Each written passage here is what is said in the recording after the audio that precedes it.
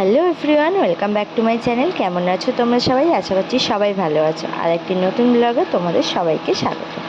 তো দেখো, আমি এখন ভাবছি একটু ফুচকা করবো। তো ইনস্ট্যান্ট ফুচকা বানাবো। তো বাড়িতেই ছিল এগুলো ফুচকা।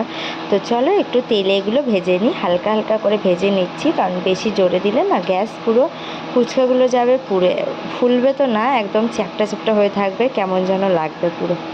তো যাই হোক, চলো আস্তে আস্তে করে আমি এখন ভেজে নিচ্ছি। দেখতে পাচ্ছ কড়াতে অল্প করে তেল দিয়েছি, বেশি করে তেল দিলে ভালো হতো, কিন্তু বেশি তেল দিলে বলো এবার ওই তেল ভাজাটা একদম ভালো লাগে না। তো যাই হোক চলো, হঠাৎই মন চাইলো। তো এখন বাজে হচ্ছে 9:30, বুঝতে পারছো, রাত 9:30টার সময় এখন ফুচকা খেতে ইচ্ছা হচ্ছে।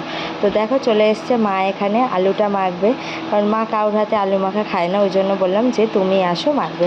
তো এখানে আমি সব কিছু ছিল, এখন ফুচকা খাওয়ার ইচ্ছা হয়েছে, তাহলে এই যে ফুচকা বানিয়ে দিচ্ছি। ফুচকা ভেজে নিয়েছি, এবার আলু মেখে নেবো।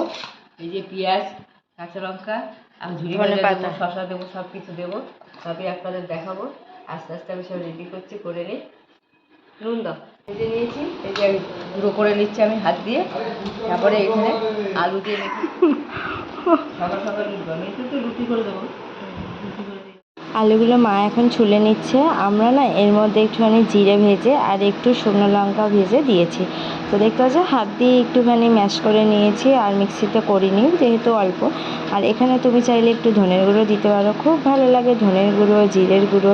জিরের গুঁড়ো তো দিয়েছি অল্প করে। তো এখানে নানা রকম দেওয়া যায়। তো তারপরে হচ্ছে তোমার গন্ধরাজ লেবু, অনেক কিছুই আছে, কিন্তু যতই করো বাড়িতে যেমন ফুচকা তেমন বাইরের যে ফুচকা সেই টেস্ট কিন্তু বাড়িতে আসে না। তো যাই হোক, যা ছিল তো ওর মধ্যে একটুখানি করেছি, একটুখানি ঝুড়ি ভাজা দিয়ে দিয়েছি ওর মধ্যে। তো ভালোই লেগেছে খেতে, পুরো এনজয় করে খেয়েছি।